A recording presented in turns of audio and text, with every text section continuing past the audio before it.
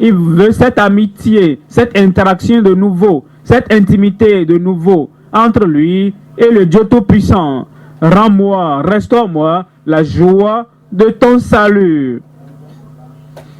Et qu'un esprit de bonne volonté me soutienne. Il dit, je sais, quand ce salut sera restauré et la joie est restaurée, alors je serai soutenu. Je tiendrai avec ton esprit. C'est seulement à cette condition que j'aurai l'autorité. C'est seulement en ce moment que j'aurai le devoir. C'est seulement à cette condition que j'aurai l'assurance que je peux parler à d'autres pécheurs également. Ensuite, j'enseignerai tes voies à ceux qui les transgressent, et les pécheurs reviendront à toi. Il dit la raison pour laquelle il veut déclarer la parole du salut, la vérité du salut, c'est pour que les pécheurs leur conversion. Mais lui-même doit avoir cette conversion d'abord. Ce salut d'abord. Cette victoire, il doit l'avoir d'abord. En Luc chapitre 1. En Luc chapitre 1, la part du verset 76. Et toi, petit enfant, c'est Zacharie qui parlait du fils Jean. Et toi, petit enfant, tu seras appelé prophète du Très-Haut, car tu marcheras devant la face du Seigneur pour préparer ses voies. C'est ce qu'un prophète fait, c'est ce qu'un prédicateur fait, c'est ce qu'un pasteur fait, préparer la voie du Seigneur afin de donner à son peuple, pour que le peuple voit comment venir au Seigneur. Verset 77, afin de donner à son peuple la connaissance du salut. À son peuple, par le pardon de ses péchés.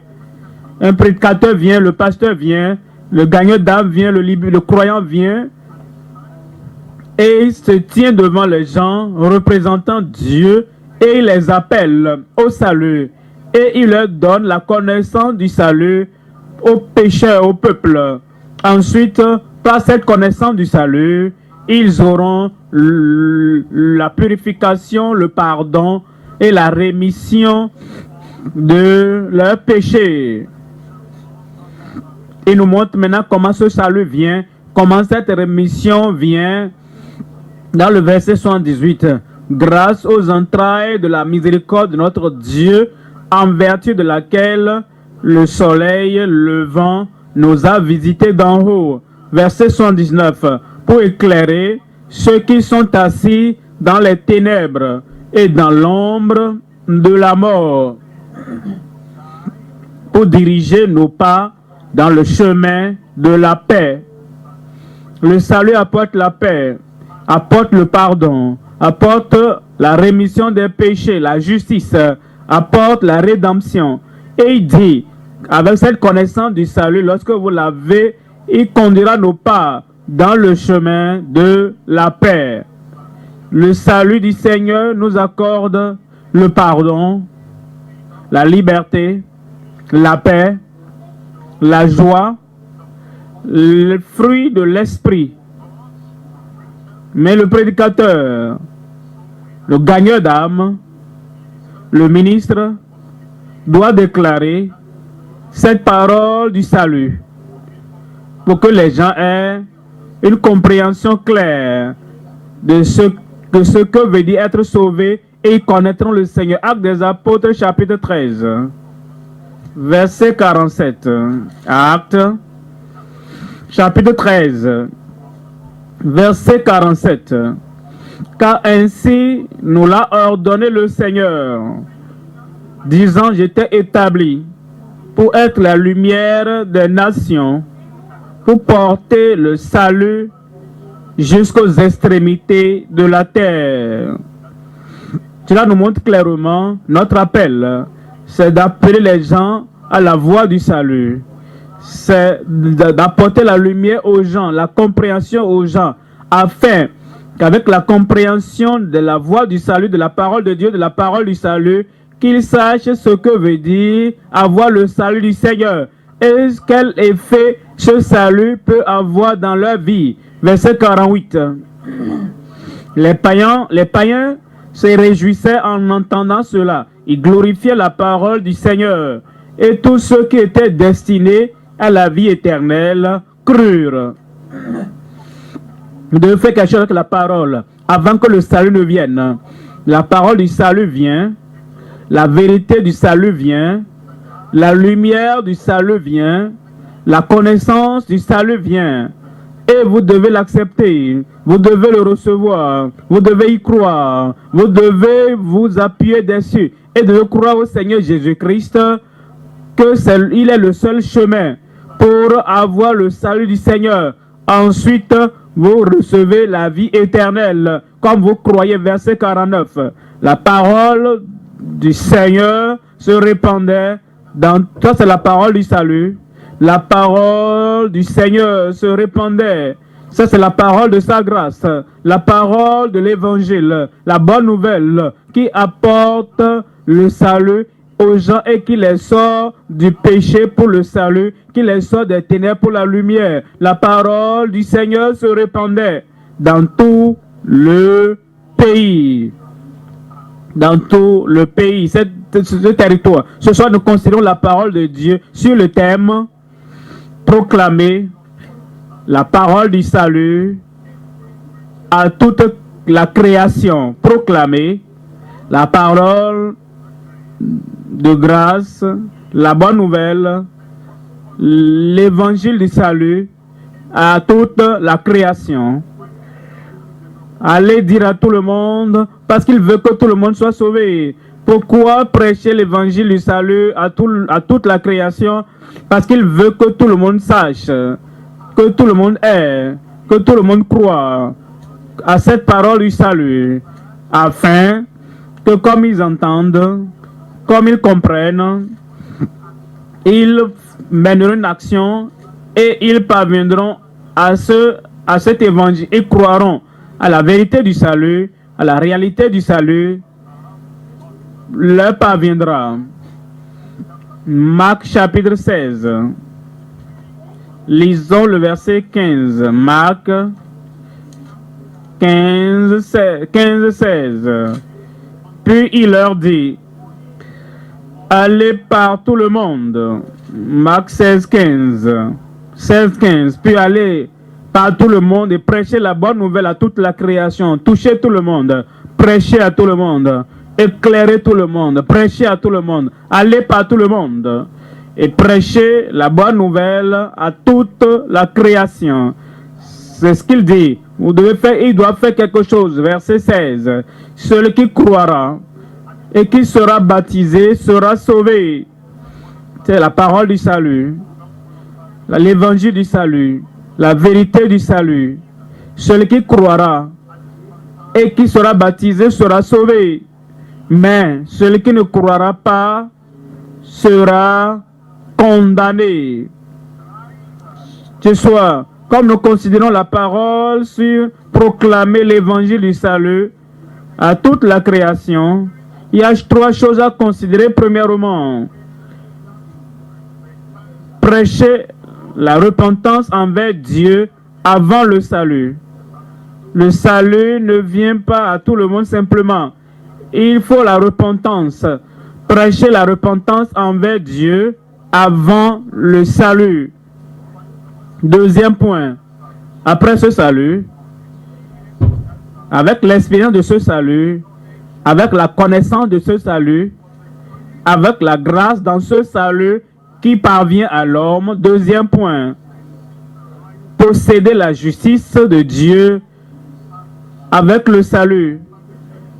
Le salut n'est pas là, isolé, dansant dans l'air. Il est suivi de la justice. Comme nous croyons au Seigneur, en nous détournant de nos péchés et en revenant au Seigneur. Et nous avons une expérience authentique du salut. La justice sera visible. Posséder la justice de Dieu avec le salut. Et en évoluant, comme nous vivons, troisième point maintenant, promouvoir la pluie de Dieu, la domination de Dieu, le règne de Dieu, la conduite de Dieu, la conquête de Dieu, tout ce qui est en l'homme, ce qui fait que l'homme s'éloigne de Dieu. Maintenant, Dieu règne dans le cœur, dans la pensée, dans la vie de celui qui a le salut. Troisième point, promouvoir le règne de Dieu plutôt, le règne de Dieu à travers le salut. Il règne dans nos cœurs, dans nos vies, dans notre caractère, dans nos comportements, le règne de Dieu. Et ce règne de Dieu vient à travers le salut qui nous a donné. Promouvoir le règne de Dieu à travers le salut. Revenons au premier point. Prêcher la repentance envers Dieu avant le salut. Avant que quelqu'un ne soit vraiment sauvé, il doit se repentir du péché. Mais il doit écouter cela du prédicateur. Le prédicateur doit le lui dire, lui expliquer que le péché détruit et que le péché condamne l'âme. Le péché détruit. Le péché conduira au jugement éternel. Et la seule chose à faire, la bonne chose à faire, sera de fuir loin du péché, de se repentir du péché. Et nous voyons cela dans la proclamation uniforme des Écritures. Il faut la repentance avant le salut. Sans la repentance, il ne peut pas avoir de salut. Si le monsieur pense, il pense, j'ai levé la main, et je l'ai reçu comme mon sauveur. Sur quelle base? Il doit se détourner du péché, se repentir du péché, se détourner des ténèbres, venir dans la lumière. Alors vous le recevrez comme le sauveur. Marc chapitre 1, 14. Marc 1, verset 14. Après que Jean eut été livré, Jésus alla dans la Galilée, prêchant l'évangile de Dieu. Il disait, le temps est accompli. Le royaume de Dieu est proche. Voyez ceci maintenant, repentez-vous et croyez à la bonne nouvelle. Chaque individu qui écoute la parole, repentez-vous. Après cela, vous croyez à la bonne nouvelle. Quiconque vient à la connaissance des péchés qu'il a commis, des péchés qu'il a pratiqués, du mal qu'il a fait, repentez-vous, est personnel. Repentez-vous. En ce moment, repentez-vous. Tous les péchés qui avaient été commis par le passé, repentez-vous et croyez à la bonne nouvelle. Ça, c'est la voie du salut. C'est ce qui se passe avant que le salut ne vienne. Luc chapitre 3, verset 6. Luc chapitre 3, verset 6. Et toute chair verra le salut de Dieu. Toute chair doit entendre, toute chair doit savoir, toute chair finalement verra ceux qui croiront le salut de Dieu. Il disait donc à ceux qui venaient en foule pour être baptisés par lui, race de vipères, qui vous a appris à fuir la colère à venir. Le salut est disponible et pour que vous puissiez avoir ce salut, vous devez réellement fuir, courir, vous débarrasser, vous détourner de la colère à venir. Verset 8. Produisez donc des fruits dignes de la repentance. Pour voir le salut de Dieu qu'il a pourvu, il dit, vous devez produire les évidences, les produits de la repentance. Il faut alors la repentance avant que quiconque ne voit le salut du Seigneur.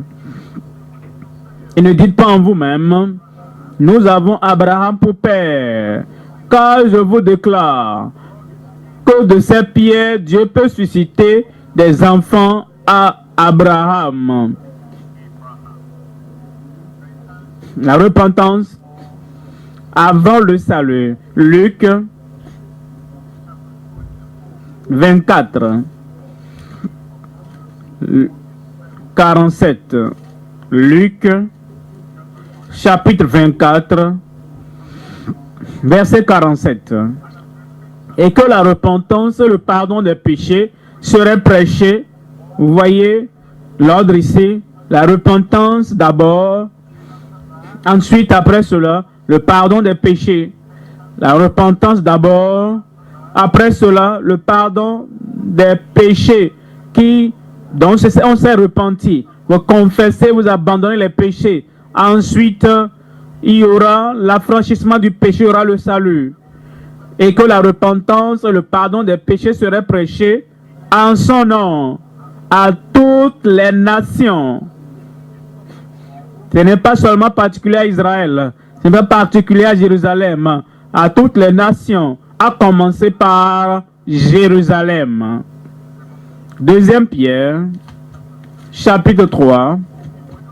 Si nous ne prêchons pas la repentance et les gens ne connaissent pas le danger de continuer dans le péché et ils pensent que le salut est venu, c'est pour tout le monde.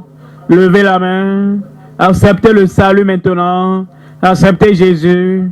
Ils ont Jésus, ils ont leur péché, ils ont Jésus en haut. Ils ont le mal, ils ont Jésus en haut, ils ont l'iniquité. Jésus est avec l'iniquité. Le salut ne vient pas de cette manière. Il faut la proclamation, il faut la prédication, il faut la déclaration de la repentance envers Dieu avant le salut ne vienne. 2 Pierre, chapitre 3, verset 9. Le Seigneur ne tarde pas dans l'accomplissement de la promesse, comme quelques-uns le croient, mais il use de patience envers vous, ne voulant pas qu'aucun périsse, mais voulant que tous arrivent à la repentance. Il veut que quiconque veut expérimenter le salut du Seigneur doit venir à la repentance. C'est après cette repentance qu'il y a la conversion. C'est après la repentance qu'il y a le pardon des péchés. Après cette repentance, ils seront considérés comme enfants de Dieu. Actes des Apôtres, chapitre 3. Lisons par du verset 19. Actes, chapitre 3, verset 19. Repentez-vous donc et convertissez-vous. Vous voyez, la repentance vient toujours d'abord, avant la conversion, avant le salut, avant la transformation. Repentez-vous donc et convertissez-vous pour que vos péchés soient effacés. Les péchés ne seront pas effacés s'il n'y a pas de repentance. Vous ne serez pas purifiés s'il n'y a pas de repentance. Et il n'y aura pas de joie du salut sans la repentance. Il n'y aura pas d'assurance du salut sans la repentance. Repentez-vous donc. Convertissez-vous pour que vos péchés soient effacés afin que des temps de rafraîchissement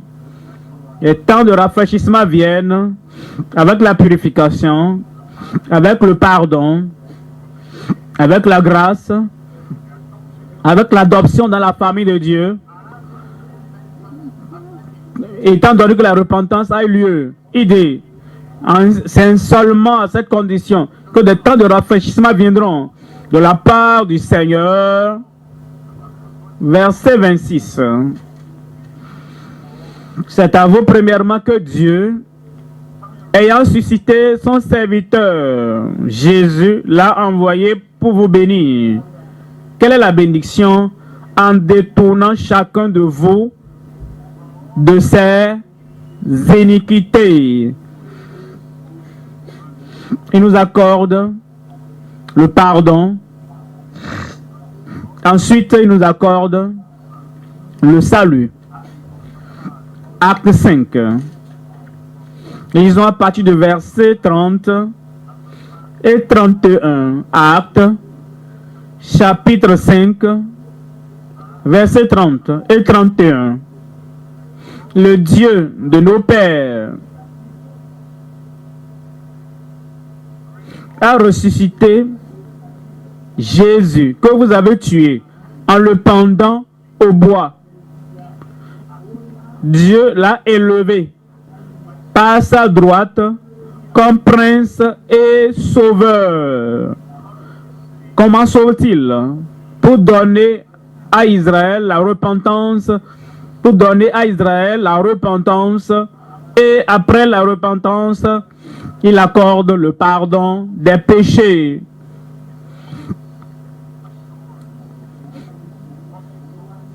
C'est une fausse assurance de publier le salut de quelqu'un sans mettre l'accent sur la repentance. C'est pourquoi nous avons beaucoup de personnes superficielles disant qu'elles sont converties. Elles n'arrivent pas à obéir à la parole de Dieu. Elles n'arrivent pas à tenir sur la vérité de Dieu. Ces personnes n'ont pas l'amour, la joie dans la parole de Dieu. Elles n'ont pas la victoire qu'apporte le salut. Parce que le salut n'est pas réel. Ils lèvent la main, ils disent qu'ils donnent leur vie au Seigneur, mais il n'y avait pas eu de repentance précédant cela. Voici ce verset 31 encore. Dieu, Christ, lui, le Sauveur, lui, notre Seigneur et Maître, lui, Dieu l'a élevé par sa droite comme prince et sauveur pour donner à Israël la repentance et le pardon des péchés. Attachez-vous, comprenez cela. Et quand vous présentez la parole du salut à d'autres, rassurez-vous de vous rappeler qu'ils doivent comprendre le danger du péché, la damnation du péché, ce qu'il y a de mal dans le péché et le jugement qui surviendra à cause du péché. Et ils doivent se détourner de leur péché, croire au Seigneur Jésus-Christ. Après cette repentance, le salut s'en suivra. La repentance d'abord. Acte chapitre 17, verset 30. Acte des apôtres 17, verset 30. Dieu, sans tenir compte des temps d'ignorance, le passé, l'ignorance passée, les choses insensées que les pécheurs ont fait, dans leur ignorance, par manque de connaissance, et ils ont commis beaucoup de choses. Dieu est prêt à pardonner, à oublier, à surpasser cela. Toutes ces choses qui se sont produites, mais à une condition, voyez cela, annonce maintenant à tous les hommes, en tout lieu, qu'ils aient à se repentir. Maintenant, il ordonne, il espère, il exige. Et c'est le commandement de Dieu pour tous les pécheurs. Si le salut doit venir après, maintenant annonce à tous les hommes, en tout lieu, qu'ils aient à se repentir. Parce qu'il a fixé un jour où il jugera le monde selon la justice par l'homme qu'il a désigné. Ce dont il a donné à tous une preuve certaine en le ressuscitant des morts.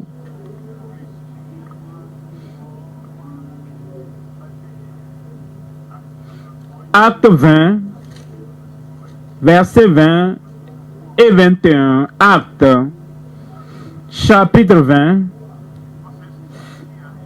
versets 20 et 21.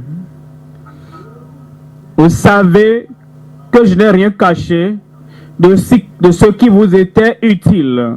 Je n'ai rien retenu, je n'ai rien caché. Si nous ne parlons pas de la repentance aux pécheurs, nous cachons quelque chose d'utile, quelque chose de nécessaire, quelque chose d'indispensable, quelque chose qui sera une porte ouverte à leur salut. nous leur privons de l'expérience authentique du salut. Vous savez que je n'ai rien caché de ce qui vous était utile et que je n'ai pas craint de vous prêcher et de vous enseigner publiquement au pupitre et dans les maisons en privé. Verset 21, annonçant aux Juifs et aux Grecs la repentance envers Dieu. Ça, c'est la première chose qu'un pécheur doit connaître, comprendre la repentance envers Dieu et la foi en notre Seigneur Jésus-Christ. On ne peut pas sauter la repentance et dire croyez au Seigneur Jésus-Christ et vous serez sauvés. Il dit, je n'ai rien caché de ce qui vous était utile. Et quelle est la chose utile? La repentance envers Dieu. Et après la repentance, il y a la foi en notre Seigneur Jésus-Christ. Acte 26. Lisons verset 19. Acte, chapitre 26, verset 19. En conséquence, au roi Agrippa, je n'ai point résisté à la vision céleste. Quelle est la vision céleste? Va amener les gens sur le chemin du salut. Donnez-leur la bonne nouvelle, prêchez-leur l'évangile, appelez-les au salut. Et quelle est la vision? Qu'est-ce que cela implique? Verset 20. À ceux de Damas d'abord, puis à Jérusalem, dans toute la Judée et chez les païens. J'ai prêché la repentance. La repentance, ça c'est la vision céleste. J'ai prêché la repentance. C'est comme ça, ils auront les profits du salut de Christ. J'ai prêché la repentance. Ils doivent revenir, se détourner du mal, se détourner du péché, toute forme de péché, toute forme de péché. J'ai prêché la repentance et la conversion à Dieu avec la pratique d'œuvres dignes de la repentance. 2 Corinthiens, chapitre 7, verset 10. En 2 Corinthiens, chapitre 7, verset 10. En effet, la tristesse, selon Dieu, produit une repentance à salut. La tristesse selon Dieu. Et le pécheur maintenant comprend. Le péché est mortel. Le péché condamne. Le péché est destructeur. Et en regardant la destruction qui vient, à cause des péchés qu'il a commis, il a la tristesse dans le cœur. La tristesse et la honte. Et le chagrin pour ce qu'il a fait contre le Seigneur le saisit. Et il ne veut plus continuer à répéter cette même chose pour continuer à offenser Dieu davantage. C'est pourquoi on dit, il y a la tristesse. Et c'est selon Dieu. C'est cette tristesse selon Dieu qui produit la repentance à salut, dont on ne se repent jamais, dont on ne regrette jamais. Tandis que la tristesse du monde produit la mort. Si la personne a seulement la tristesse à cause des conséquences du péché, à cause de ce qu'il a perdu, parce que maintenant la honte est une chose terrible, tout ce qu'il a fait maintenant publié, et les gens le regardent, donc toi tu as fait ça, donc toi tu pourrais faire ça quoi.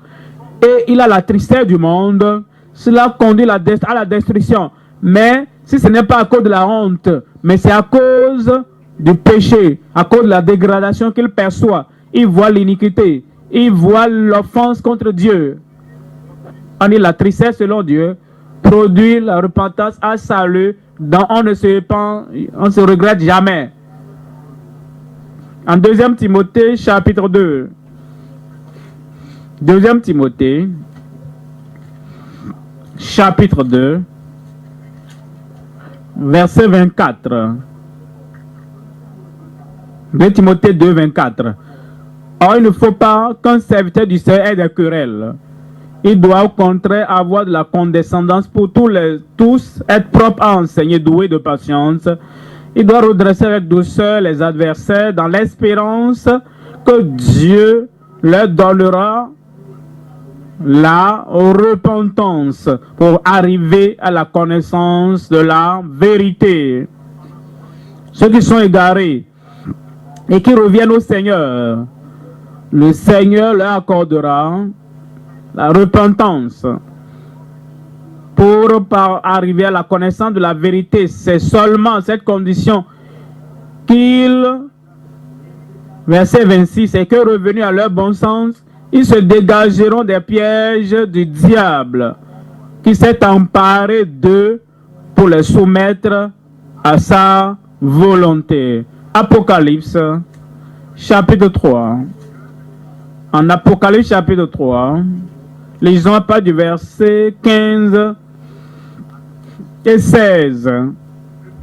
Apocalypse 3, lisons à part du verset 15. Je connais tes œuvres. Je sais que tu n'es ni froid ni bouillant. Puisses-tu être froid ou bouillant? Ainsi, parce que tu es tiède et que tu n'es ni froid ni bouillant, je te vomirai de ma bouche. Je vais te rejeter, je vais te déshériter. Je n'aurai plus rien à faire avec toi. Je te séparerai de moi et de mon royaume.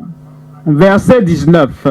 Moi, je reprends et je châtie tout ce que j'aime. Aide donc du zèle et repens-toi. Vous avez vu partout. Si nous voulons avoir la faveur de Dieu, la restauration dans sa grâce, la restauration à sa miséricorde, la restauration à son royaume, la restauration du salut qu'il veut nous donner. Il veut que, parce qu'il nous aime, et il dit, j'aime et je reprends, je châtie ce que j'aime. Aie donc du zèle et repens-toi. Aie donc du zèle et repens-toi. Voici, si vous repentez, voici, si vous détournez du péché, voici, je me tiens à la porte et je frappe. Si quelqu'un entend ma voix et ouvre la porte, j'entrerai chez lui. Je souperai avec lui et lui avec moi.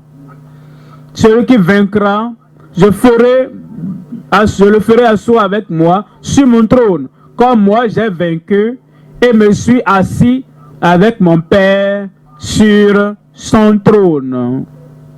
Que celui qui a des oreilles entende ce que l'Esprit dit aux églises.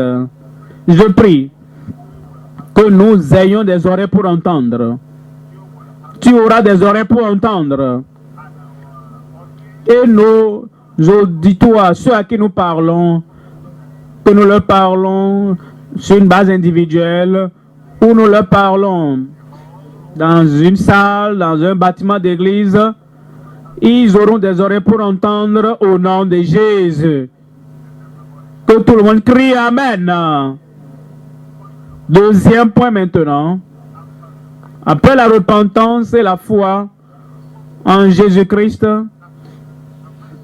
la personne qui a reçu la parole, comprend la parole, se détourne du péché, croit au Seigneur Jésus-Christ, le salut maintenant lui parvient et l'Esprit de Dieu rend témoignage à son cœur que maintenant il est sauvé. Il y a quelque chose qui nous amène à savoir que ce salut est réel et qu'il est juste, et c'est la justice. En parcourant les Écritures, vous verrez que la justice et le salut sont associés. Si quelqu'un a le salut, il a la justice. Si quelqu'un manifeste la justice, c'est parce que le salut est venu. Ces deux mots sont inséparables dans la vie d'un converti, dans la vie d'un enfant de Dieu. le salut, la justice. La justice et le salut. Romains chapitre 10. Romains 10. Lisons à bas du verset 9. En Romains 10, verset 9. Voilà la connexion entre la justice et le salut. Romains 19. Si tu confesses de ta bouche le Seigneur Jésus, rappelez-vous, Paul a écrit l'épître aux Romains. Et rappelez-vous, l'apôtre Paul met l'accent sur la repentance, partout. Et comme la personne se repent et croit au Seigneur Jésus-Christ, il confesse de sa bouche le Seigneur Jésus comme Seigneur. Il dit, et s'il croit dans ton cœur que Dieu l'a ressuscité des morts, tu seras sauvé. Car c'est en croyant du cœur, voyez ceci, c'est en croyant du cœur qu'on parvient à la justice et c'est en confessant de la bouche qu'on parvient au salut. Vous voyez ces deux mots-là dans ce verset 10, la justice et le salut. Il croit du cœur, cela le conduit à la justice, il confesse de la bouche, cela qu'on apporte le salut et la justice. Ésaïe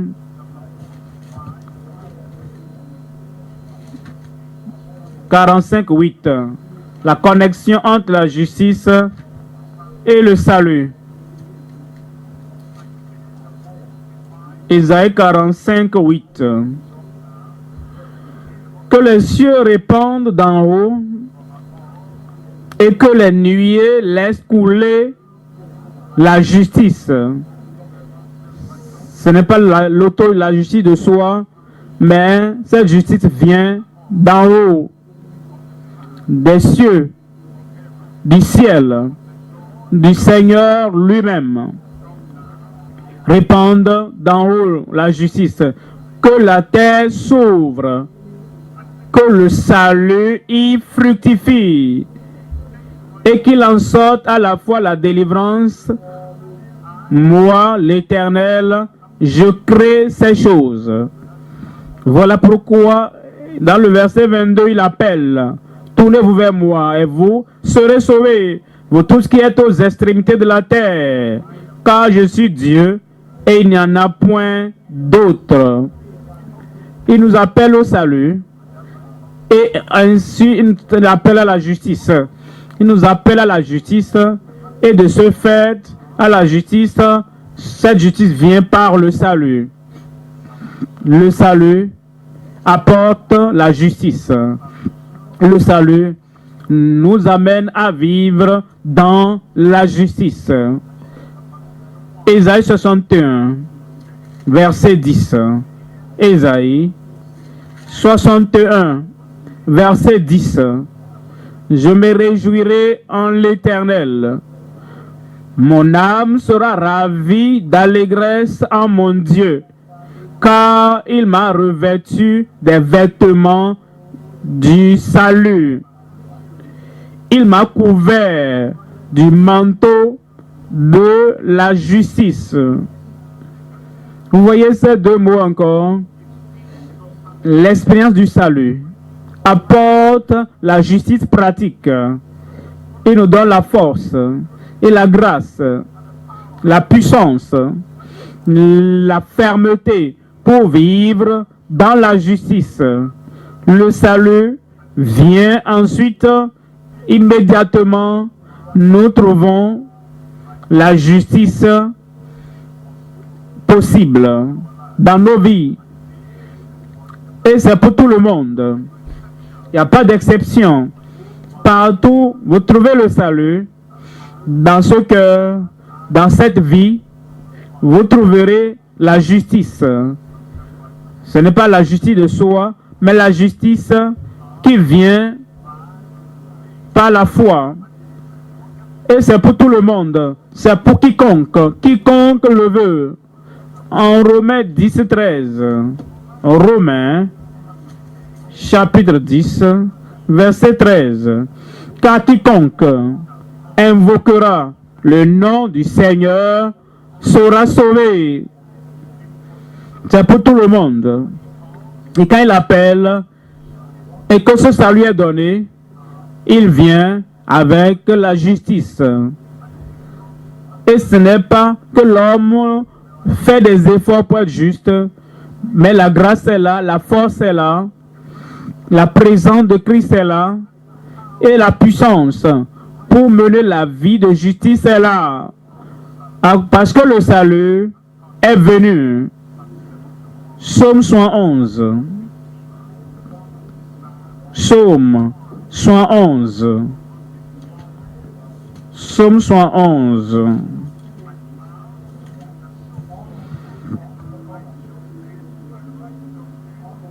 Verset 15. Ma bouche publiera ta justice, ton salut. Ma bouche publiera en témoignage, dans la prédication, dans la déclaration. Ma bouche publiera dans la déclaration ta justice, ton salut. Chaque jour, car j'ignore quelles en sont les bornes. Psaume 24. Psaume 24, 3 à 5. Psaume 24. Les gens partent du verset 3. On dit, Psaume 24, 3, qui pourra monter à la montagne de l'Éternel, qui s'élèvera jusqu'à son lieu saint. Celui qui a les mains innocentes et le cœur pur. Celui qui ne livre pas son âme au mensonge et qui ne jure pas pour tromper. Verset 5 maintenant. Il obtiendra la bénédiction de l'Éternel, la justice, la miséricorde du Dieu de son salut. La justice du Dieu de son salut.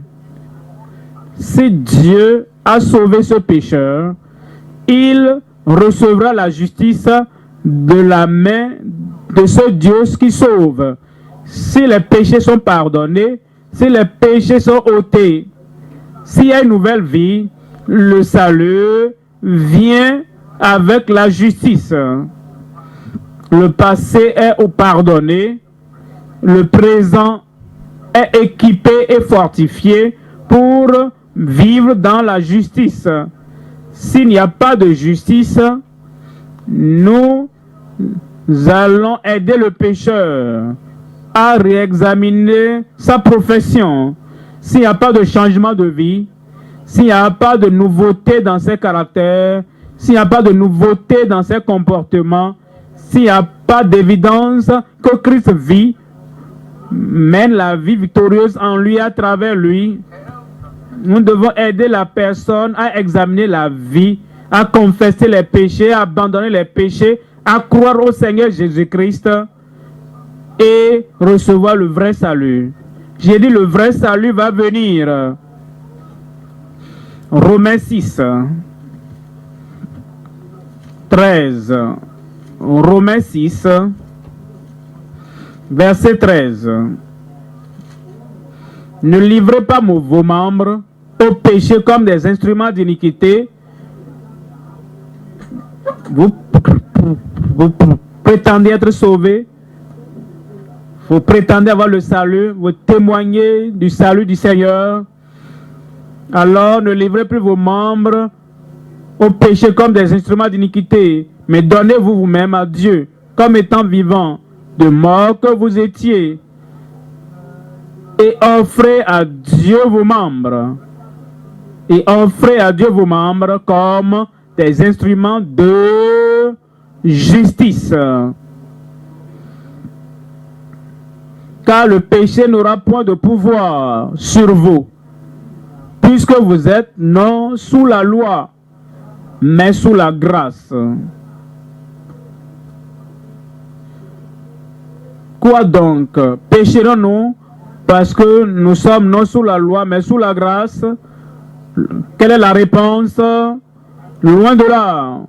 Ne savez-vous pas Quand vous livrant quelqu'un comme esclave pour lui obéir, vous êtes esclave de celui à qui vous obéissez, soit du péché qui conduit à la mort, soit de l'obéissance qui conduit à la justice.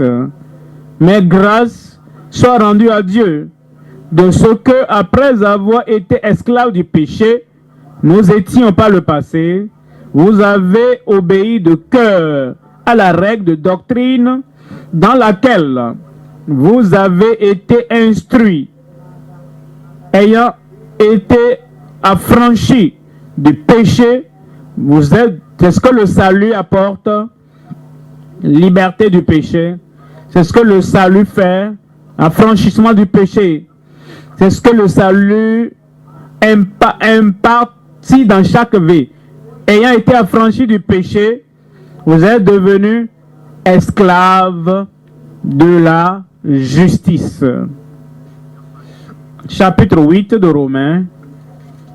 Lisons à partir du verset 1er. Chapitre 8 de Romains, verset 1. Il n'y a donc maintenant aucune condamnation pour ceux qui sont en Jésus-Christ. Ayant sauvés, qui sont en Jésus-Christ, ils ne vivent plus dans le monde, ne vivent pas pour le monde, ne vivent pas par le monde, ils ne vivent pas comme le monde. Ils sont maintenant en Christ, en Jésus-Christ. Et pour cela, la condamnation est partie. Ils ne marchent plus selon la chair, mais selon l'esprit. Une nouvelle vie est venue. En effet, la loi de l'esprit de vie en Jésus-Christ m'a affranchi de la loi du péché et de la mort. Le salut venant apporte la nouvelle loi. Une nouvelle loi apporte une nouvelle opération, un nouvel mode de vie, un nouveau caractère, un nouveau comportement, une nouvelle force, une nouvelle concentration dans la vie. Et cette loi de l'esprit de vie m'a affranchi le converti de la loi du péché de la mort. Verset 3. Car chose impossible à la loi, parce que la chair la rendait sans force, Dieu a condamné le péché dans la chair, en envoyant à cause du péché son propre Fils dans une chair semblable à celle du péché. Il n'approuve pas le péché. Quand il vient comme sauveur, il ne donne pas la licence au péché quand il entre comme sauveur. Il ne fait pas la promotion du péché quand il entre comme sauveur. Il n'encourage pas le péché sous aucune forme. Il condamne le péché et il balaie les péchés. Verset 4.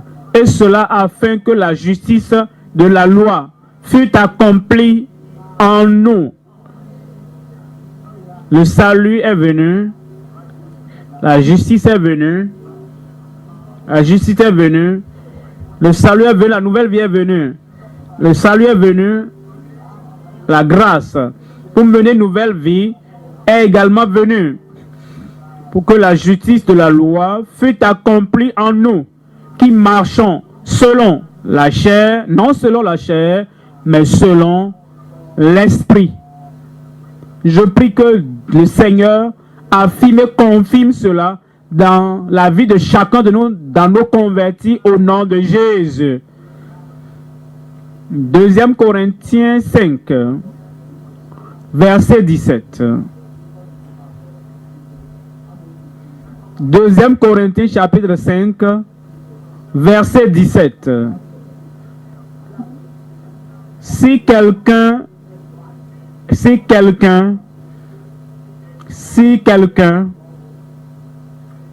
un converti, un chrétien, quelqu'un qui témoigne d'être né de nouveau, partout, sous aucun prédicateur, dans une église donnée, si donc quelqu'un en Christ, Il est une nouvelle créature. Les choses anciennes sont passées. Voici combien de choses sont devenues nouvelles. Toutes choses sont devenues nouvelles. Et tout cela vient de Dieu, qui nous a réconciliés avec lui par Christ et qui nous a donné le mystère de la réconciliation. Car Dieu était en Christ, réconciliant le monde avec lui-même, en n'imputant point aux hommes leurs offenses. Ils se sont repentis, ils sont détournés de leurs offenses, ils ont confessé ces offenses, ils ont abandonné les offenses, et ces péchés sont purifiés de leur vie. Les péchés leurs péchés sont séparés d'eux, et maintenant ils sont séparés de leurs péchés. Et pour cela maintenant donc, ils ne leur imputent point leurs offenses. Il a mis en nous la parole de la réconciliation. Nous faisons donc les fonctions d'ambassadeurs pour Christ. Comme si Dieu exhortait par nous. Nous vous en supplions, nous plaidons avec vous. Au nom de Christ. Si Christ était là, voici comment il allait plaider avec vous. Maintenant, il n'est pas là physiquement, mais en sa faveur. Au nom de Christ, n'espérez pas qu'il vienne physiquement vers vous. Nous tenons maintenant pour lui en sa faveur. Et maintenant, en son nom, au nom de Christ, nous vous supplions, soyez réconciliés avec Dieu. Et quand vous êtes réconciliés, vous êtes sauvés. Qu'est-ce qui se passe? Verset 21. Celui qui n'a point connu le péché, il a fait devenir péché pour nous. Sacrifice de péché pour nous. Offrande de péché pour nous. Substitut pour les pécheurs. Il a fait devenir péché pour porter nos péchés, pour être notre substitut et pour être le sacrifice pour nous. Il n'a point connu le péché afin que nous devenions en lui justice de Dieu. Le salut vient et maintenant nous sommes la justice de Dieu en lui. Je prie que cette justice soit réelle dans chaque vie, afin que les gens ne continuent pas à dire « Je suis sauvé, je suis sauvé ». Il n'y a pas d'évidence, il n'y a pas de justice, il n'y a pas de changement, il n'y a pas de transformation. Le salut et la justice seront associés dans chaque vie. En Éphésiens 4, 21. Éphésiens 4, verset 21. Si de moins vous l'avez entendu, et c'est conformément à la vérité qui est en Jésus, c'est en lui que vous avez été instruits à vous dépouiller, eu égard à votre vie passée, du vieil homme qui se corrompt par les convoitises trompeuses. Si vous professez être sauvé, dépouillez-vous l'ancienne vie, la vie passée, la vie corrompue, cette vie mauvaise, la vie pécheresse, la corruption du passé, avec toute la tromperie. Dépouillez-vous de toutes choses, verset 23, à être renouvelé dans l'esprit de votre intelligence et à revêtir l'homme nouveau, créé selon Dieu, dans une justice et une sainteté que produit la vérité. La justice et une sainteté que produit la vérité. Philippiens 3, versets 9 et 10. Philippiens 3, 9. Et à trouver en lui maintenant que je suis sauvé, être trouvé en lui, n'ayant plus ma propre justice, la justice de soi, la justice extérieure, la justice traditionnelle, la justice juive, et non pas trouver en lui avec ma justice, celle qui vient de la loi, mais avec celle qui s'obtient par la foi en Christ, la justice qui vient de Dieu par la foi. Nous croyons au Seigneur Jésus-Christ. Ensuite, nous avons la justice qu'il impartit en nous par la foi. Le salut vient avec la justice. 1 Jean, chapitre 3, pas du verset 4. 1 Jean 3, à part du verset 4. Quiconque pêche transgresse la loi, et le péché est la transgression de la loi. Or, vous le savez, Jésus a paru pour ôter les péchés, pas pour augmenter, pour ôter, pas pour donner la licence, pour ôter, pas pour établir les péchés, mais pour ôter nos péchés. Et il n'y a point en lui de péché. Quiconque demeure en lui ne pêche point. Quiconque pêche ne l'a pas vu et ne l'a pas connu. Parce que si le salut est là, la justice sera là. Petits enfants, que personne ne vous séduise et ne vous trompez pas non plus. Celui qui pratique la justice est juste comme lui-même est juste. Celui qui pêche est du diable, car le diable pêche dès le commencement. Le Fils de Dieu apparu afin de détruire les œuvres du diable.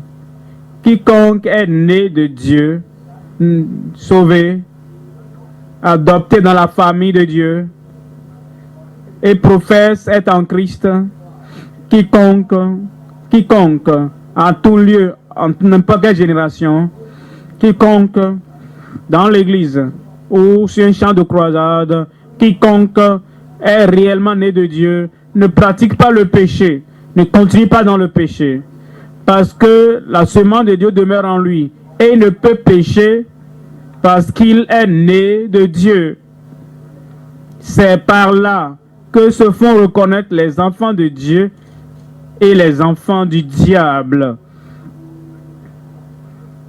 Quiconque ne pratique pas la justice n'est pas de Dieu, non plus que celui qui n'aime pas son frère. S'il ne pratique pas la justice, il ne pratique pas la justice, il n'est pas de Dieu. Il ne prouve pas qu'il a le salut, parce que le salut et la justice vont de pair. La nouvelle naissance et la justice vont de pair. La conversion et la justice vont de pair.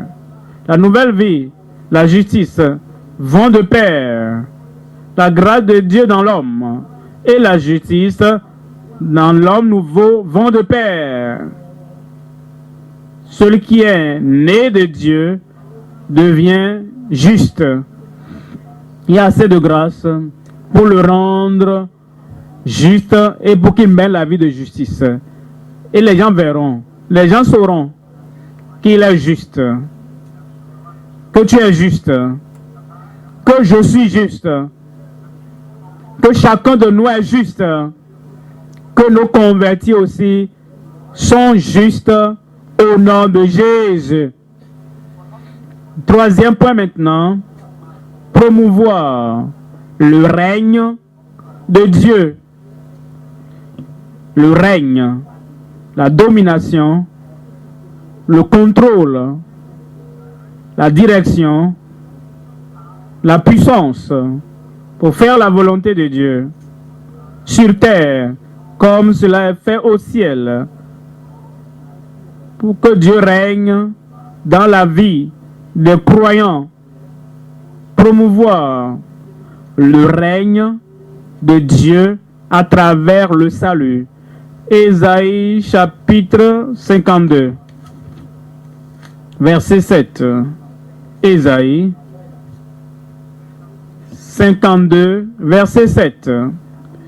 Qu'ils sont beaux sur les montagnes les pieds de celui qui apporte de bonnes nouvelles, qui publie la paix, de celui qui apporte de bonnes nouvelles, qui publie le salut, de celui qui dit à Sion, ton Dieu règne. Apporte le salut, et promet le salut, il publie le salut, il déclare le salut, et il dit, par ce salut, dans ce salut, par ce salut, qui vient dans le cœur de l'homme, ton Dieu règne. Il vient et il règne dans le cœur, dans la vie de celui qui est maintenant en Christ. Et Christ est venu en lui. Le monde ne règne plus. Le péché ne règne plus. Le mal ne règne plus. La tradition ne règne plus. Le mal et la vie passée ne règnent plus. Il n'a plus de domination sur sa vie. Maintenant, le salut lui parvient. Et comme il se purge, il s'attache à cette grâce de Dieu, notre Dieu règne. Ésaïe 26, verset 13. Ésaïe 26, verset 13. L'Éternel notre Dieu, d'autres maîtres que toi ont dominé sur nous. Quand nous étions éloignés de Dieu dans le désert du péché, d'autres maîtres ont régné, dominé sur nous. Mais comme nous t'avons tourné le dos et que nous ne t'avons pas reconnu, nous ne t'avons pas permis dans nos cœurs, dans nos vies, d'autres maîtres ont dominé, régné sur nous. Quand nous ne sommes pas concentrés sur ta parole et que nous n'avons pas reçu ta parole, n'avons pas cru, n'avons pas vécu par ta parole, d'autres maîtres ont dominé sur nous. Mais c'est grâce à toi seul, en ce moment maintenant, que nous rejetons, que nous mettons de côté, que nous rejetons la domination, le contrôle et le règne de tous ces autres seigneurs. Maintenant, c'est pas toi seul que nous invoquons ton nom. Le Seigneur régnera dans chacun de nos cœurs. Juge 8. Lisons le verset 22. Juge 8, 22. Les hommes d'Israël disent à Gédéon, domine sur nous. Et toi et ton fils, et le fils de ton fils, quand tu nous as délivrés de la main de Madian. Ils ne savaient pas qui les avait délivrés. Ce n'était pas Gédéon, c'était Dieu. Il a simplement utilisé Gédéon. Gédéon avait peur. Gédéon était craintif. Gédéon était timide. Gédéon était incertain de pouvoir faire quoi que ce soit. Qui suis-je? Je suis le plus petit dans la maison de mon père. Dieu a dit, je serai avec toi. Je vais te fortifier. Et il lui a donné, lui a montré l'interprétation des rêves des Madianites. Et Dieu lui a donné le courage. Et l'Éternel a amené ceux qui n'étaient pas sûrs. Il dit retournez. Il a dit avec les 300 hommes, qui ont lapé l'eau comme chiens. Je sauverai Israël de la main des Madianites. Et ces 300 hommes ont suivi Gédéon et Dieu leur a donné la victoire. Et le peuple maintenant, ignorant que c'était la victoire de Dieu, ils ont attribué la victoire à Gédéon. Mais Gédéon comprenait mieux, il dit, domine sur nous, car tu nous as donné la victoire. Gédéon leur dit, verset 23, Gédéon leur dit, je ne dominerai point sur vous. Et c'est bon que vous compreniez que Dieu peut utiliser un instrument humain pour vous sauver, pour vous amener au Seigneur, pour vous conduire au salut, dans le royaume de Dieu. Et vous ne devez pas soumettre votre cœur, votre pensée, le contrôle de votre vie à cette personne, parce que Dieu l'a utilisé. Dieu est le sauveur. Dieu est le rédempteur. Dieu est celui qui nous a sauvés. Gédéon dit, je ne suis pas celui qui vous a donné la victoire, qui a vaincu les Madianites, c'est Dieu. Je ne dominerai point sur vous. Et mes fils ne domineront point sur vous.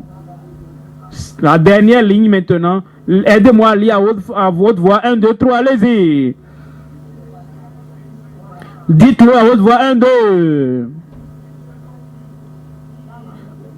Au lieu de mettez-moi, mettez vos convertis. Au lieu de vous. C'est l'Éternel qui dominera sur vous, sur toi, sur moi et sur tes convertis au nom de Jésus. Quand le salut vient, c'est ce qui se passe. Dieu maintenant s'assoit sur le trône du cœur et il règne sur ce cœur. Les enfants d'Israël ont fait cette erreur. Ils voulaient un homme pour régner, dominer sur eux. Ils ont dit qu'ils voulaient un roi. Et c'était un jour terrible dans le pays d'Israël. En 1 Samuel 8. 1 Samuel 8.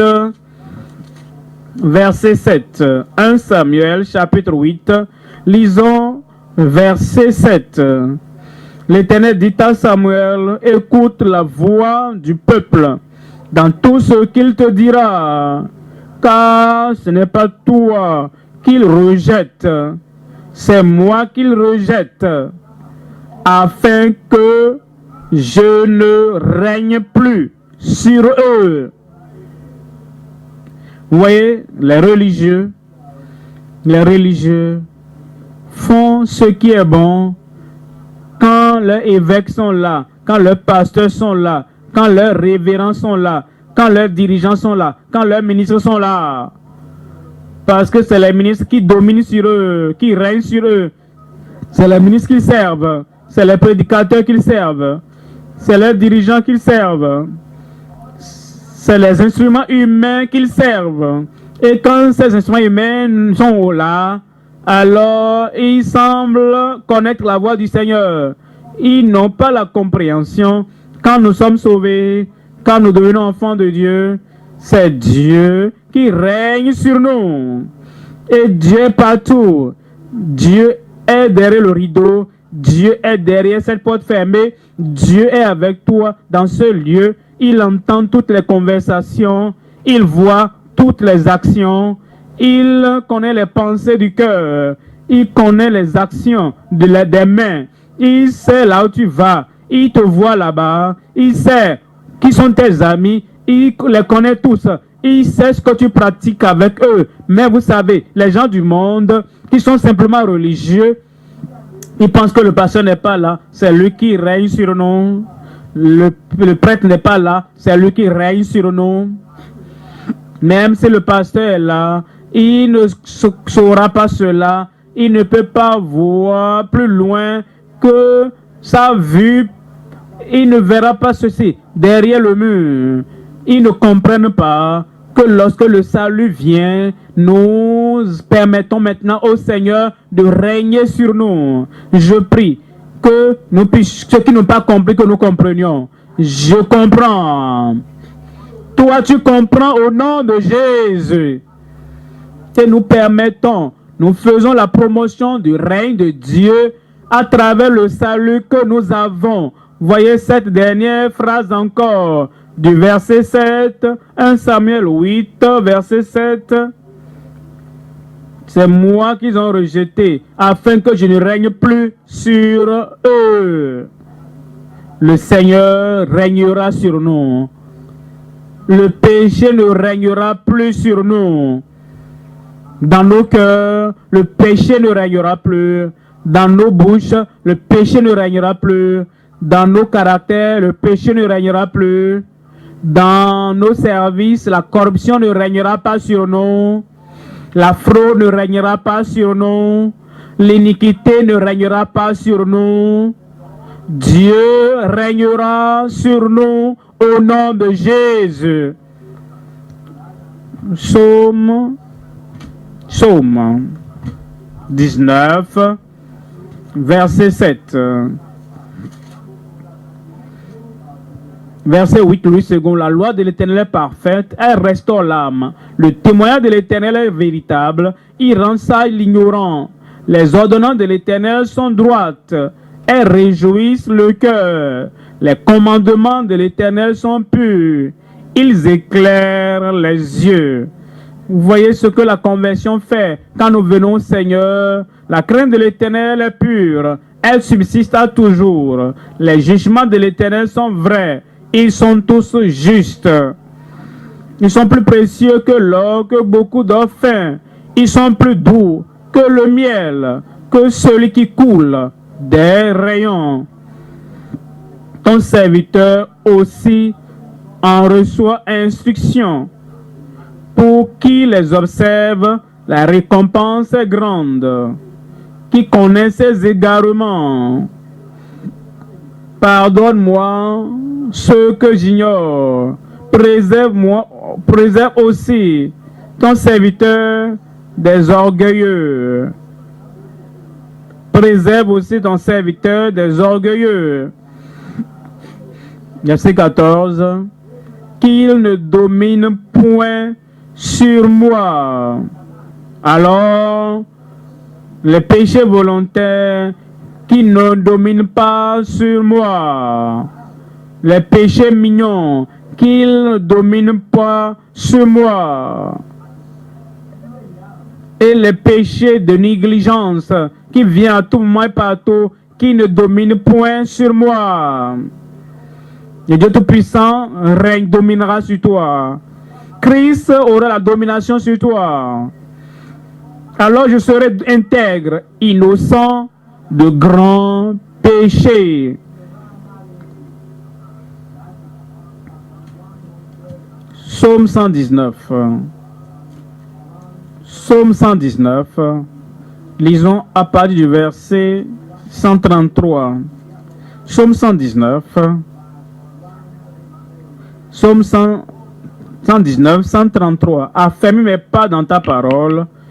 Prends soin de ma vie. Prends contrôle de ma vie. Affermis mes pas. Ordonne mes pas. Ordonne mes actions.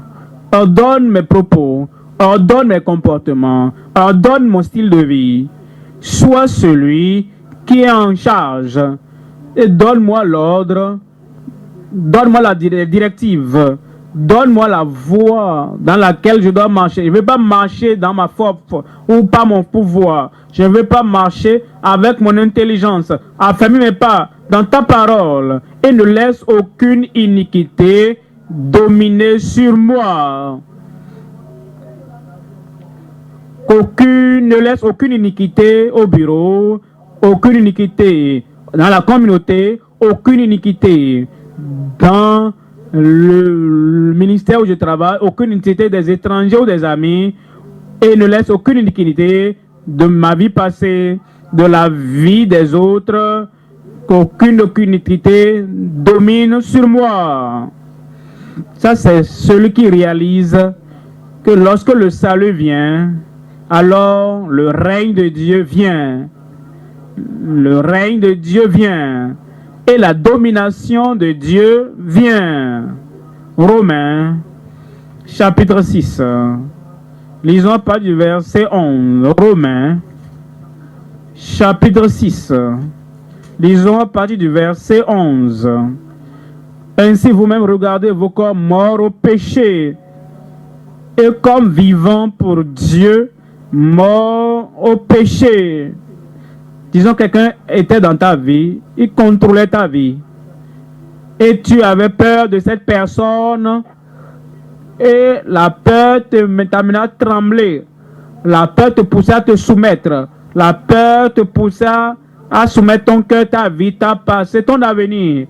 Maintenant, le monsieur qui te terrorisait est mort. Ou la femme est morte. Ou le tyran est mort. Ou ce tyran est mort. Il dit maintenant, c'est comme ça nous devons voir le péché. Maintenant, le péché est mort en vous. Et il n'aura plus de contrôle sur votre vie. Un homme, une femme, quelle que soit la personne qui avait le contrôle de ta vie et te poussait dans le péché parce que tu avais peur de lui, tu ne pouvais pas mener librement ta vie. Tu vivais par la peur de cet homme, de cette femme. Maintenant, tu considères cette femme comme morte pour toi. Ils n'ont plus de contrôle sur ta vie. J'attendais un grand amen là-bas. De même, ainsi vous-même regardez-vous comme mort au péché et comme vivant pour Dieu en Jésus-Christ. Que le péché ne règne donc point dans votre corps mortel, qui ne règne plus. Dieu est venu maintenant, Christ vit maintenant dans votre cœur et le péché n'aura plus le dessus sur vous. Christ régnera dans votre vie. Que le péché ne règne donc point dans votre corps mortel et n'obéissez pas à ses convoitises. Le péché ne régnera plus sur moi. Le Sauveur régnera dans ma vie. C'est confirmé au nom de Jésus. Jacques 4, verset 7. Jacques 4, verset 7.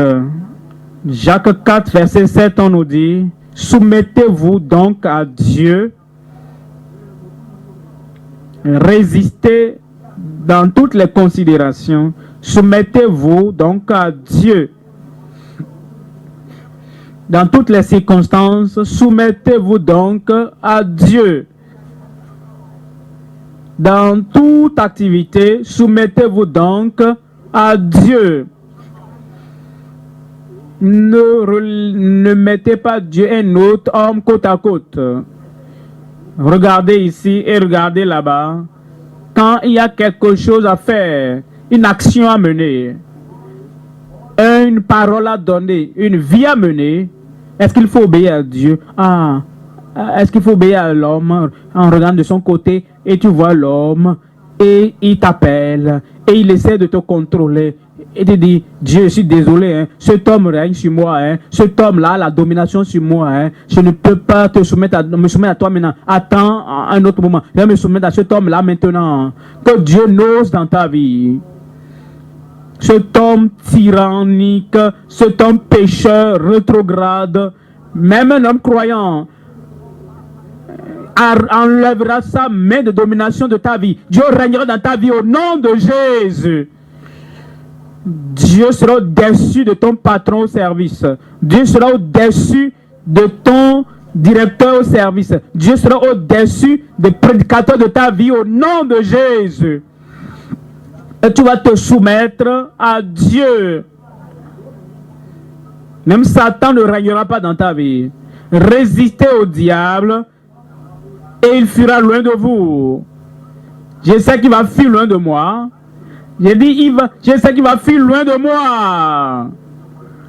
Il n'aura pas le dessus sur ta vie au nom de Jésus. Matthieu chapitre 6, 24. Matthieu 6, 24. Aucun homme ne peut servir de maître. Nul ne peut servir de maître, car ou il haïra l'un et aimera l'autre, ou il s'attachera à l'un et méprisera l'autre.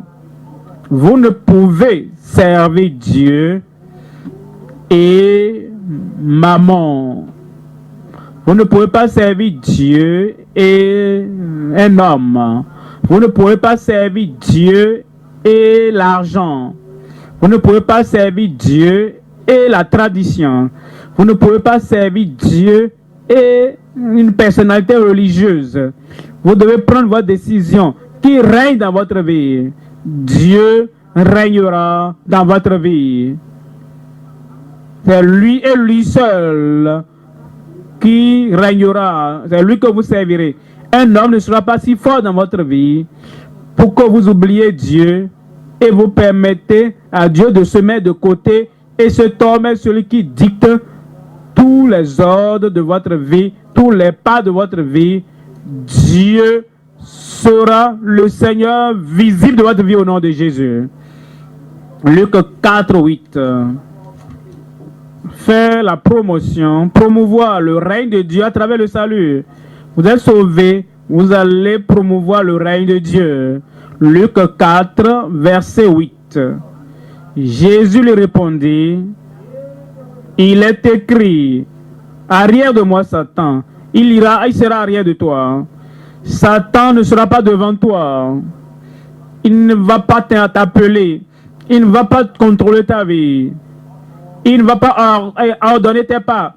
Il ne va pas attacher une ficelle à ton pied et te tirer, traîner partout. Tu ne seras pas un marche-pied de Satan au nom de Jésus.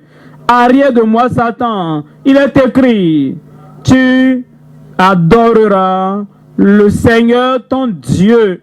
Et tu, dites-moi la suite. Et tu, dites-moi la suite.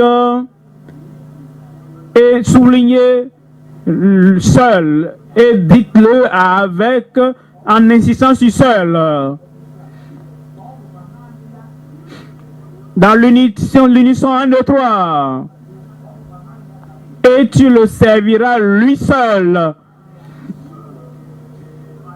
Pas de rival, pas de compétition. Tu ne donneras pas ton cœur à un homme, n'importe où. Dieu régnera dans ta vie sans rival au nom de Jésus. Matthieu 6, verset 10. Matthieu 6, verset 10. Que ton règne vienne, que ta volonté soit faite sur la terre comme au ciel. Au ciel, il n'y a pas d'argumentation. Au ciel, il n'y a pas de rival. Au ciel, il n'y a pas de compétition. Dieu règne. Et Dieu règne suprême sur les anges et sur les hommes, sur les êtres parfaits du ciel. Et il nous dit ici sur la terre, si nous avons le salut de Dieu, que ton règne vienne et que ta volonté soit faite sur la terre comme au ciel. Le Dieu Tout-Puissant régnera dans nos vies. Psaume 103. Psaume 103. Psaume 103. Verset 20. Verset 19. L'Éternel a établi son trône dans les cieux et son règne domine sur toutes choses. Vous vous amenez devant Dieu, vous vous soumettez au Seigneur. L'Éternel règne sur toutes choses. Vous dites que vous êtes sauvés, vous lui appartenez sans réserve. L'Éternel, dans son règne, dans son royaume, règne sur toutes choses. Vous dites que c'est celui qui règne et qu'il est assis sur le trône de votre cœur. Il règne sur toutes choses. Bénissez l'Éternel, vous ses anges, qui êtes puissants en force et qui exécutez ses ordres en obéissant à la voix de sa parole. Les anges, sans exception au ciel, il lui permet de régner, il lui permet de dominer sur leurs actions, sur leurs dispositions, sur leurs pensées, sur tout ce qui les concerne. Il règne sans rival. Et le Seigneur nous a enseigné à prier que ton règne vienne, que ta volonté soit faite sur la terre comme au ciel. Nous qui professons être sauvés et que nous sommes enfants de Dieu, lui régnera dans nos vies au nom de Jésus. Verset 21. Bénissez l'Éternel, vous toutes ses armées, qui aident ses serviteurs et qui faites sa volonté. Et qui faites sa volonté. Sa volonté seule nous ferons. Bénissez l'Éternel, vous toutes ses œuvres, dans tous les lieux de sa domination. Mon âme bénit l'Éternel. Ton âme bénira l'Éternel. Ta vie bénira l'Éternel. Ton caractère bénira l'Éternel. Ton ministère bénira l'Éternel. Tes convertis béniront l'Éternel. Comme tu leur présentes le salut, la repentance avant ce salut, la justice avec ce salut, et ce salut prend racine dans leur vie, dans ta vie, dans ma vie, dans leur cœur, dans notre ministère, dans l'Église, dans notre Église. Dieu régnera sans rival au nom de Jésus. Fais la promotion de ce règne, exalte-le, élève ce règne. Partout où tu vas, que la parole de Dieu règne. Partout où tu vas, que les doctrines de justice règnent. Partout où tu vas, que la lumière de l'évangile règne. Partout où tu vas, qu'ils sachent que Dieu règne, que Christ est exalté et que tu es là comme représentant du Seigneur et que le Seigneur ira avec toi. Le Seigneur sera avec toi. Toute la force dont tu as besoin, tu la donneras. Toute la puissance dont tu as besoin, tu la donneras. Toute la grâce dont tu as besoin, te donnera. Christ doit régner. Il va commencer dans ton cœur, il régnera dans ta vie. Levons-nous maintenant et parlons à Dieu. Aujourd'hui, règne Maître Jésus, règne Maître Seigneur Jésus, règne mon Roi Jésus, règne mon Sauveur Jésus, règne. Tu es le Rédempteur, règne. Tu es celui qui a payé le prix pour mon salut, règne. Je me soumets de nouveau à la soumission totale, la soumission absolue. La soumission complète. Je me soumets, je m'abandonne. Viens régner dans ma vie. Ouvre ta bouche et parle au Seigneur dans la prière. Qu'il règne sans rival. Qu'il règne sans rival. Toute autre chose qui va essayer de dominer, mets ça de côté. Détourne-toi de ces choses. Dis, Seigneur régnera. Sur ma langue, le Seigneur régnera. Dans mon cœur, le Seigneur régnera. Dans mes pensées, le Seigneur régnera. Dans mes dispositions, le Seigneur régnera. Dans mes plans, le Seigneur régnera. Partout où je vais, le Seigneur régnera. Dans mes projets que j'essaie de faire, le Seigneur régnera.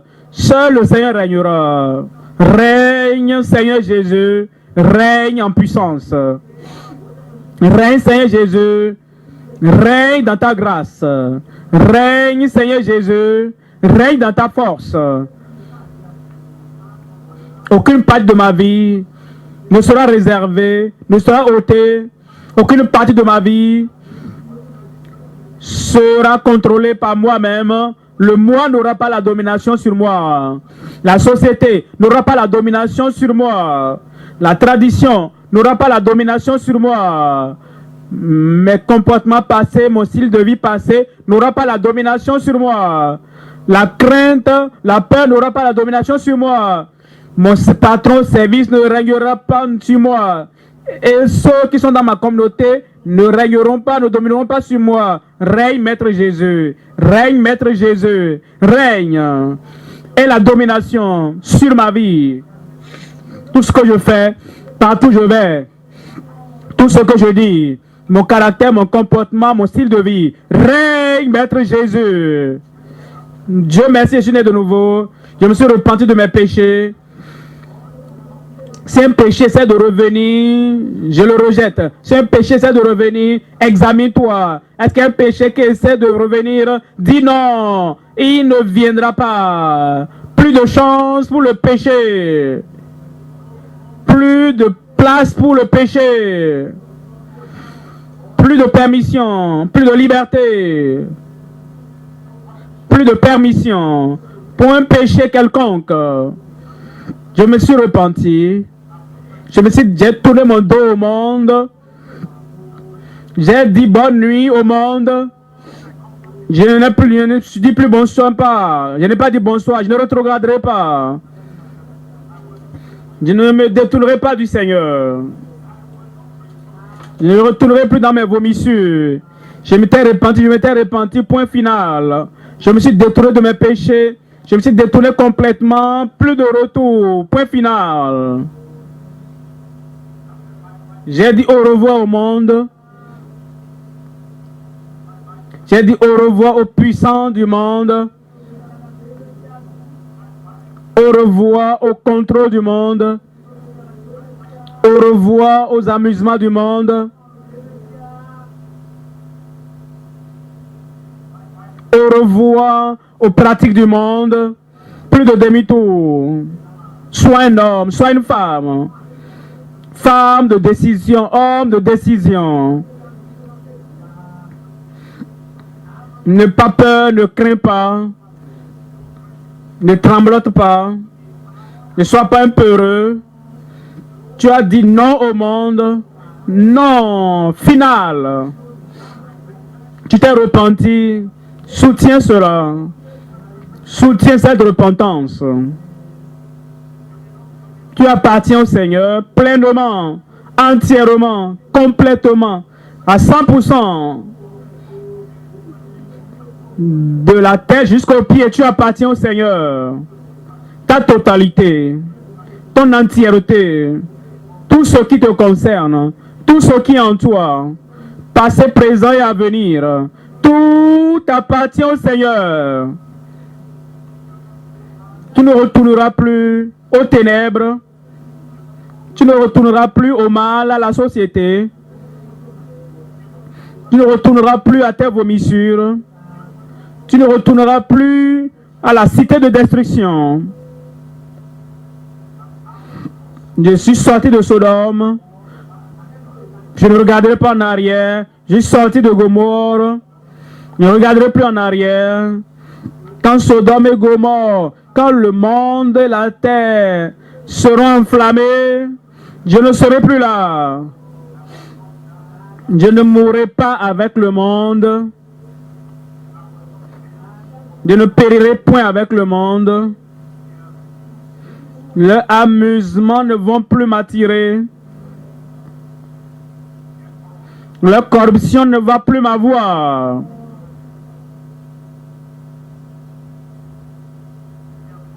Leurs liens ne vont plus m'attirer. Ils ne placeront plus leur joug sur mon cou.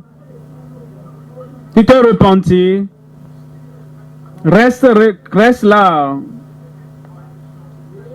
Que la justice maintenant brille. Que la justice maintenant brille. Le salut et la justice. La justice et la foi. La justice et le salut. Inséparables. Inséparables.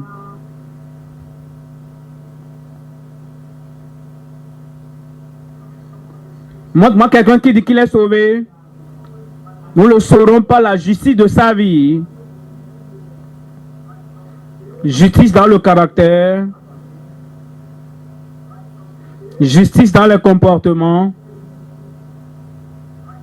Justice en privé. Justice en public. Justice quand vous tenez pour la justice. Justice là où vous asseyez. Partout où vous êtes assis. L'injustice ne sera pas pratiquée là. La justice en public. La justice en privé.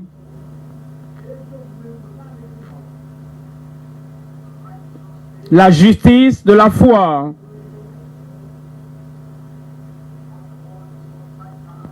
Tout le monde est renversé. Vous serez droit. Vous êtes intègre. Vous êtes juste. Vous êtes saint. Vous êtes bon. Vous êtes aimable. Le mal n'aura aucune part dans votre vie. Le salut et la justice. Vous possédez le salut. Vous possédez la justice également.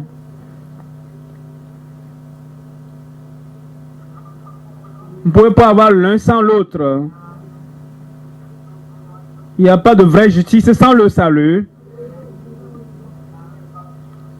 Et si le salut n'est pas authentique, il ne produira pas la justice. Vous possédez la justice de Dieu avec le salut.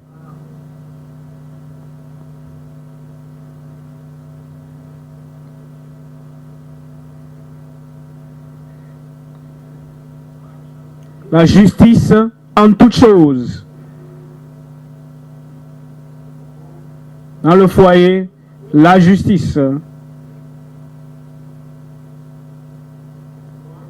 Dans votre travail, justice. Au marché, la justice. Quand vous voyagez, la justice.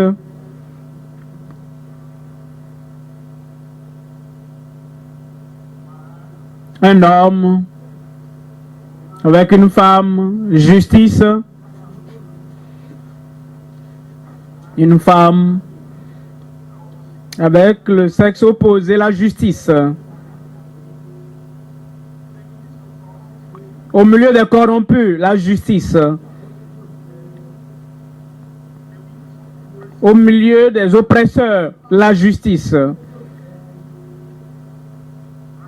La justice va de pair avec le salut. Et à travers ce salut, Dieu règne. Il détrône le diable. Il détrône Satan. Parce que deux ne peuvent pas régner sur le même trône. Satan et Christ, le Sauveur, ne peuvent pas régner sur le même trône. La lumière et les ténèbres ne règnent pas dans le même cœur. Le bon et le mal, le bien et le mal, ne règnent pas dans le même cœur. Qui est sauvé, Christ régnera. Tu es enfant de Dieu, ton Père qui est au ciel régnera sur ta vie, sur toutes les décisions de ta vie. Tu feras sa volonté. Tu prendras plaisir à faire sa volonté. Pas d'autre Seigneur, aucun autre maître ne régnera dans ta vie. Christ régnera sans rival. Sa parole régnera sans rival. Sa vérité doit régner sans rival. Qu'il règne.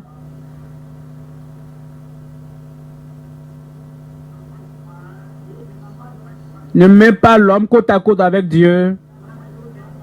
N'amène aucun homme, aucune femme dans ta vie pour compétir avec Dieu.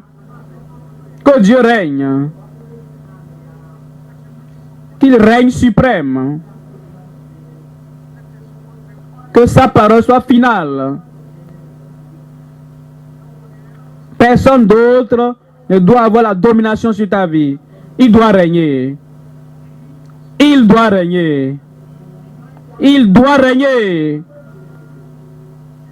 Si tu es sauvé, soumets-toi, soumets tous les domaines de ta vie à lui. Soumets tous les départements de ta vie à lui. Et qu'il règne. Qu'il règne. Ne prends pas une parole seulement, non. Que ce soit des paroles qu'il approuve. Des paroles qu'il a établies. La vie qui lui est agréable. Que le Seigneur règne dans chaque domaine, dans chaque département de ta vie. Il régnera. Il doit régner.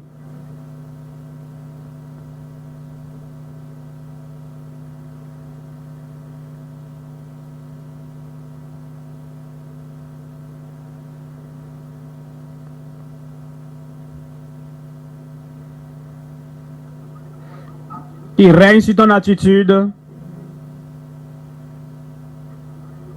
Qui règne sur tes décisions. Qui règne sur tes plans. Le moi ne doit pas continuer à régner. Les mauvais comportements ne doivent pas continuer à régner. Le mal ne doit pas continuer à régner.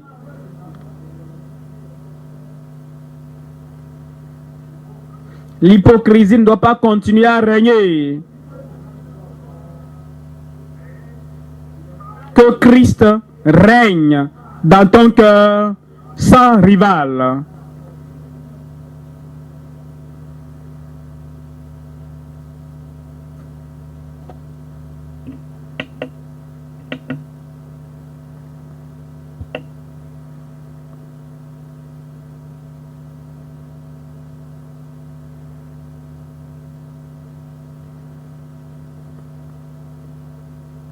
Au nom de Jésus, nous prions. Peuple de Dieu, ministre de Dieu, au nom de Jésus, nous prions. Christ a pris la suprématie dans votre vie. Il a la domination sur votre vie.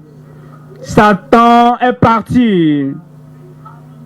Derrière, arrière de toi, au nom de Jésus. Dans ta vie, Christ régnera suprême. Dans tes affaires, Christ régnera en maître suprême. Et de grandes choses vont continuer à se produire dans ta vie. Le passé est passé. Un nouveau jour a commencé. Et de nouvelles choses que Christ veut faire comme il vient régner, tu les verras dans ta vie au nom de Jésus. Père, nous te remercions ce soir, je bénis ton nom. Nous te remercions parce que nous sommes tes enfants. Nous sommes tes serviteurs. Nous sommes tes ministres. Tu nous as appelés, nous avons répondu. Et nous prions que ton appel porte de fruits dans chaque vie au nom de Jésus. Nous proclamerons l'évangile du salut. Et chaque fois que nous proclamons la parole, si nous oublions l'importance de la repentance, rappelle-nous au nom de Jésus. Et comme nous prêchons la parole de repentance avant le salut, je prie Seigneur que ton esprit prenne la part de nos bouches et la rende efficace dans chaque vie au nom de Jésus. Plusieurs viendront au Seigneur.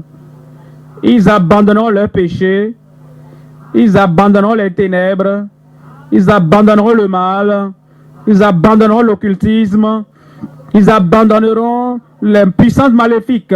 Et ils se tourneront pleinement de tout cœur au Seigneur comme leur sauveur au nom de Jésus. Accorde-leur le salut biblique. Le salut victorieux, et que ta justice vienne dans leur vie au nom de Jésus. Pour nous ici, frères et sœurs, hommes de Dieu, femmes de Dieu, que ta justice soit plus profonde dans chaque cœur, plus élevée dans chaque vie. Et Seigneur, nous prions que ta justice couvre tous les aspects de nos vies au nom de Jésus. Nous nous présentons de nouveau devant toi. Tu es le seul qui régnera et dominera et contrôlera, gouvernera et aura la domination dans chacune de nos vies au nom de Jésus. Nous détrônons tout usurpateur. Nous détrônons tout rival. Nous détrônons tout compétiteur au nom de Jésus. Règne sans maître suprême, règne sans rival, règne sans compétition, règne dans nos cœurs, règne dans notre esprit, règne dans notre âme, règne dans notre corps. La maladie ne régnera pas dans notre corps. Les puissants maléfiques, l'oppression ne régneront pas dans notre organisme. Tout ce qui n'est pas de Dieu, sortez au nom de Jésus. Tu régneras de la tête jusqu'aux pieds. Nous sommes victorieux. Nous sommes complètement et totalement dans ton royaume. Et les pleines provisions de ton royaume se répandront sur chacun. Bénis chacun de nous. Touche chacun de nous. Règne en maître suprême dans chacune de nos vies. Comme tu règnes dans nos vies, nous repartons à la maison maintenant. Balaie tout ennemi de notre chemin. Et Seigneur, je prie, crée la plateforme pour que chacun de tes enfants, de façon pratique, règne dans la vie au nom de Jésus. Que cette œuvre de Dieu prospère dans leurs mains. Je te remercie pour l'exaucement. Au nom de Jésus, nous prions.